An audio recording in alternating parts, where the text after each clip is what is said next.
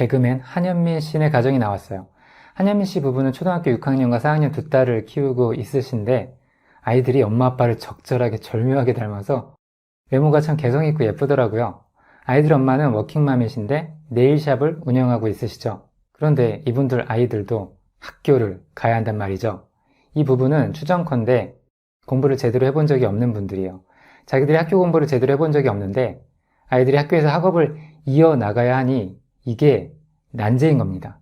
아이들 숙제를 도와주시려고 해도 본인들이 학교 생활을 제대로 해본 적이 없으니 숙제를 하라는 말만 해주는 알람 역할을 하실 뿐 실제적으로 아이들의 공부를 도와주시지 못하는 거예요. 그럼 이렇게 공부를 제대로 해본 적이 없는 부모는 학교에 다니는 아이들을 도와주기 위해 어떻게 해야 할까요? 초등학교 교과 과정 정도는 부모가 다시 공부해 보시면 됩니다. 아이들의 학업을 도와주고 싶으시다면 초등학교 교과 과정 정도는 전부 빠삭하게 공부해 보는 것이 좋아요. 부모 본인이 과거에 공부를 잘해 본 적이 없을지라도 지금은 성인이 되었으니 초등 과정 공부를 다시 해보시는 겁니다. 종이 교과서와 디지털 교과서들을 가지고 노트와 필기 도구를 준비해서 아이들이랑 같이 공부하시면서 아이들을 정신적으로 지지해 주시고 공부하면서 깨달았던 것들을 아이들과 공유하시는 거죠. 아이들을 가르친다는 느낌이 아니라 같이 공부한다는 파트너의 느낌으로 해보시는 겁니다. 초등학교 과정을 공부하시면서 완전학습을 연습해 보시는 겁니다.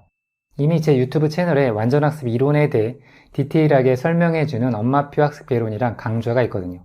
그 강좌를 기반으로 초등학교 과정 공부를 해보시면서 완전학습이 어떻게 이루어지는지에 대한 깨달음을 얻으시는 겁니다. 부모가 그런 깨달음을 얻으면 그것이 아이들에게 큰 도움으로 작용합니다. 부모가 아이들에게 학습적인 멘토가 되시는 거예요. 온라인 학습 공동체인 저희 자곡마을에 엄마표 학습을 정말 완벽에 가깝게 하고 있으신 스토리님이라는 분이 있습니다.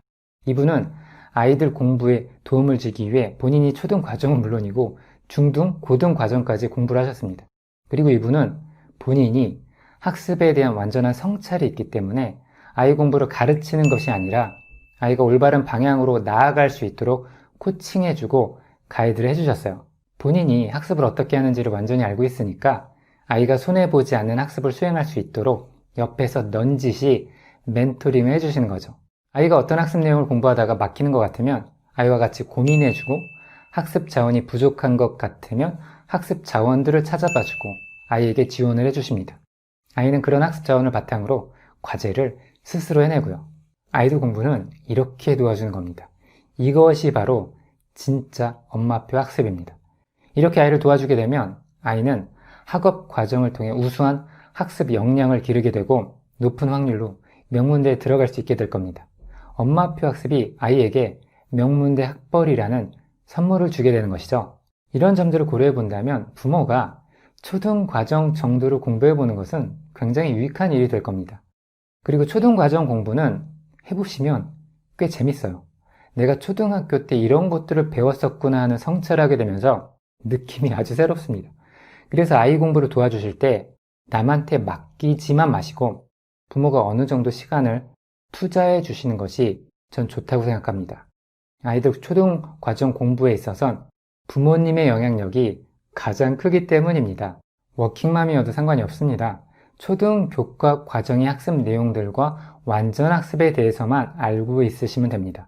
워킹맘들은 바쁘시겠지만 시간을 어느 정도 투자하셔서 초등 과정까지는 완전 학습을 연습해 보시면 참 좋겠습니다. 어쩌면 굉장히 좋은 결과가 나올 수도 있을 겁니다.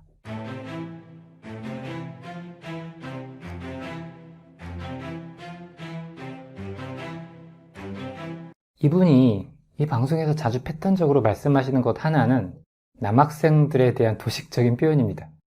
큰딸 소영이가 수학 숙제를 잃어버렸다면서 수학 숙제를 찾기 시작합니다.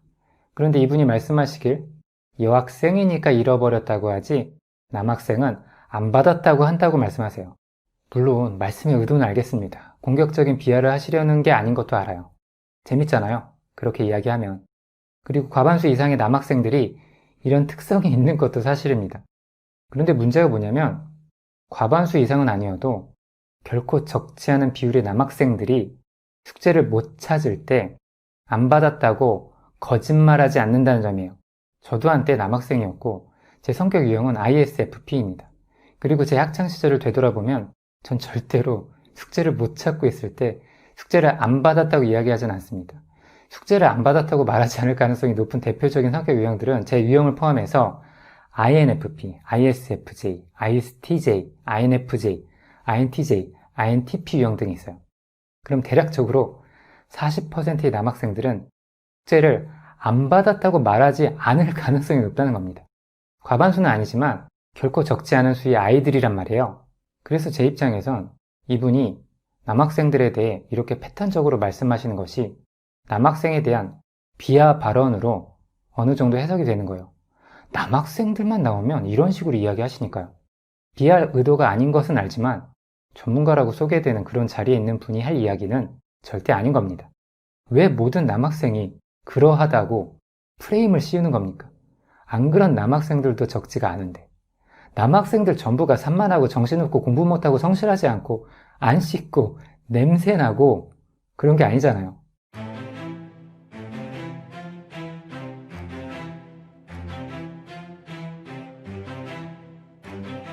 여러분은 교육 정보를 맘카페에서 찾습니까? 부모님들이 아이들 키우는 것과 관련해 가장 궁금해하는 부분이 대체로 두 가지가 있는데 하나가 양육이고 또 하나는 학습이에요. 쉽게 말해 아이를 어떻게 키워야 하는지가 첫 번째, 그리고 아이들 공부를 어떻게 도와줘야 하는지가 두 번째입니다. 이분이 교육 정보를 얻기 위해 맘카페를 검색하라는 조언을 해주세요. 맘카페 3개 정도를 서로 교차 검증해 보면서 교육 정보를 검색해 보라는 거죠. 이런 조언을 해주시는 근거는 맘카페들의 양질의 교육 정보가 풍부히 있다는 전제를 까셨기 때문일 거예요. 그런데 맘카페에 양질의 교육 정보가 있어요? 맘카페에 오은영 박사님이나 저 같은 양육 전문가나 학습 전문가가 활동을 합니까? 맘카페를 검색해보라고 조언하는 것은 전문가가 할 말은 아닌 거예요. 무슨 맘카페를 검색을 합니까? 차라리 책을 보는 게 낫죠. 그리고 책을 읽는 것보다 이론을 공부하는 게 훨씬 낫고. 무슨 맘카페예요? 제가 모든 맘카페가 나쁘다는 이야기를 하는 게 아니에요. 단지 양육과 학습에 대해 공부하는 측면에서 맘카페는 괜찮은 학습 자원 대상은 안 된다는 말씀을 드리는 겁니다. 교육정보라는 말 자체도 별로예요. 교육정보가 우리 아이들을 잘 키울 수 있도록 해주는 근본적인 지식입니까? 아니잖아요. 교육정보가 아니라 양육과 학습에 대한 지식이 우리 아이들을 잘 키울 수 있게 도와주는 겁니다. 정보라는 것은 예컨대 오늘의 환율은 1달러에 1200원입니다. 이런 게 정보예요. 이걸 환율 정보라고 하죠. 그런데 지식은 뭐냐면 달러당 환율이 1200원대로 접근하였지만 낮은 유가로 인해 물가 상승은 크지 않을 것이다 와 같은 게 지식이에요. 그러니까 무슨 말이냐면 정보는 필요에 따라 명확히 해석을 해야 가치를 지니는 거예요. 그런데 한현민 씨 부부가 교육 정보를 잘 해석하시겠습니까? 제가 이분들을 비하하는 게 절대 아닙니다. 부모로서 이분들도 초보니까 전문가라는 존재는 이런 분들을 가이드를 잘해줘야 할 거 아니에요. 그리고 커뮤니티의 본질은 정보 검색이 아니라 소통에 있습니다. 왜 네이버 카페, 다음 카페라고 부르겠습니까? 정보 검색이 주였다면 네이버 도서관, 다음 도서관 이렇게 불러야 했겠죠. 그래서 저는 부모님들께 어떻게 가이드 해드리는지 아십니까? 저희에겐 자곡마을이라는 매우 훌륭한 학습 공동체가 있어요. 이곳은 지식과 정보가 모여있는 도서관이기도 하고 사람들이 서로의 고민과 이야기를 나누고 질문과 답을 나누는 훌륭한 학습 공동체예요. 심지어 어떤 마을 분들은 이런 소통 공간이 너무 좋아서 자기가 가지고 있는 재능을 기부하시는 분들도 있고 어떤 분은 자신이 가지고 있는 실제 제품들을 나누시는 분도 있어요. 그래서 저는 부모님들께 카페를 단순히 검색하라고만 권해드리는 게 아니라 자곡마을에서 실제로 활동해 보시라고 권해드립니다. 활동한다는 것은 다른 마을 분들이 올려놓은 글들을 읽고 댓글을 달 수 있으면 달고 내 글을 써보고 질문하고 질문에 답해주고 채팅하고 등등의 온라인 활동을 한다는 걸 의미합니다. 이런 활동이야말로 커뮤니티의 본질이기 때문입니다. 전문가분 좋은 대로 맘카페들에서 내가 필요한 정보를 찾았다고 칩시다. 그런데 그 정보가 맞는지 어떻게 검증할 거예요? 그걸 누가 검증해 줄 수 있어요? 제가 왜 이 공부가 뭐니 방송을 리뷰하고 있을까요? 공부가 뭐니도 교육 정보예요. 그런데 이 교육 정보엔 오류가 난무하죠. 그래서 제가 검증을 해드리는 거잖아요. 공부가 뭐니라는 방송에서 나오는 교육 정보를 제가 해석해 드리는 겁니다. 정보는 그래서 비용이 싸고요. 해석은 그 비용이 비싼 거예요. 그리고 우리에게 필요한 건 해석입니다. 자곡마을에선 교육 정보에 대해 검증해 줄 수 있는 집단 지성이 살아 숨쉬고 있어요. 여러분이 어떤 궁금한 점이 있으면 질문을 올릴 수 있고 다양한 관점과 지식을 가진 동료 마을분들이 검증해 주시거나 자신의 생각과 경험을 공유해 주십니다. 커뮤니티 활동은 이렇게 하는 거예요. 소통하는 거예요. 단순히 정보만 검색해서 쏙 빼먹는 그런 게 아니라 서로 주고받고 돌아가는 선순환을 자연스럽게 경험하는 마을 활동을 하는 것이 정석입니다.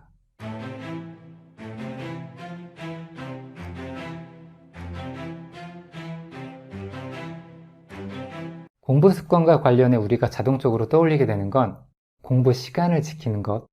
그래서 여기에 자연스럽게 붙는 게 시간표입니다.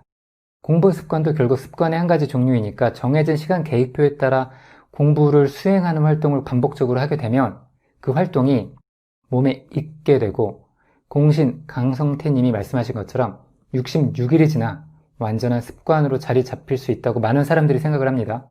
그래서 전 이게 좀 안타까운 겁니다. 공부 습관에 대한 본질을 시간표라는 게 왜곡시키고 있거든요.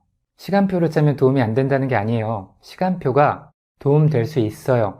시간에 따른 계획표가 분명히 도움을 주는 부면이 있습니다. 그런데 문제는 뭐냐면 공부 습관과 관련해선 시간은 그 본질이 아니라는 점입니다. 제 이전 강의들을 보신 분들은 이해하실 겁니다.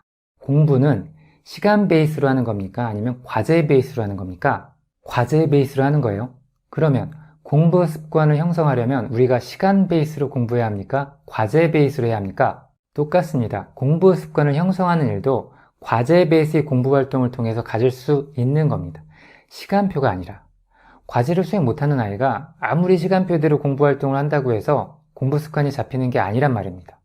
과제를 수행할 수 있느냐, 없느냐가 관건이지 시간을 정해놓고 규칙적으로 공부를 한다고 해서 공부 습관이 잘 들여지는 게 아니라는 것을 이해하실 필요가 있어요. 공부 습관이란 건 시간이 아니라 방법과 기술을 능숙하게 사용한다는 측면에서의 습관을 의미하는 것이어야 합니다. 따라서 공부 습관에 대해 이야기할 땐 시간이라는 것은 그냥 무시하셔도 돼요. 훨씬 중요한 건 아이가 어떤 학습 목표를 스스로 완수할 수 있느냐가 핵심이에요. 과제를 완수할 수 있으려면 아이가 학습에 대한 메커니즘을 이해하고 있어야 하고 학습 역량을 가지고 있어야 합니다. 그걸 할 수 있느냐, 없느냐가 중요하단 말이에요. 교육학 용어로 설명드리자면 아이가 과제를 수행할 수 있어야 하는 것, 학습 내용을 이해할 수 있는 학습 역량을 개발하는 것, 이 모든 것을 위해 완전 학습 방법을 공부하고 연습하는 것이 공부 습관을 형성하는 데 있어 결정적인 영향을 준다는 겁니다. 내가 할 수 있다는 믿음이 실제로 있어야 아이는 공부를 할 수 있는 거예요. 정해진 시간에 책상에 앉는다고 해서 공부 습관이 잘 형성되는 것이 아니라는 겁니다. 역으로 말해 과제를 잘 수행 못하고 학습 내용을 잘 이해하지 못하는 경험을 해서 스트레스가 쌓이고 짜증나는 경험을 많이 하게 되면 공부 습관이 형성되기는커녕 공부 정서가 망가지게 되는 겁니다. 반대로 아이가 자기가 과제를 잘 수행할 수 있고 학습 내용을 잘 이해할 수 있다는 믿음이 생기게 되면 이제 공부 계획표를 스스로 짜고 싶어 하게 됩니다. 이제 내가 할 수 있으니까요. 하면 된다는 믿음, 즉 자기 효능감이 생기기 때문에 계획표를 짜서 수행하는 연습을 할 수 있게 되어 그제서야 진정한 의미에서 올바른 공부 습관이 형성되는 겁니다. 공부를 그렇게 해봐야 이 정도의 학습 내용을 내가 어느 정도의 시간 안에 끝낼 수 있는지에 대한 메타인지가 생길 수도 있는 것이고요. 직관적인 감이 생기는 거예요. 또 고려해야 할 점은 아이의 성격에 따라 계획을 꼼꼼하게 짜는 걸 좋아하는 아이가 있고 아닌 아이도 있다는 거예요. 그렇다면 모든 아이에게 시간 베이스의 계획이 항상 맞는 것은 아니라는 뜻이고 만약 그렇다면 과제 베이스의 공부를 강조해서 아이가 과제의 양에 따라 스스로 시간을 조율해 보는 연습을 자율적으로 하게 하는 것이 더 나은 것입니다.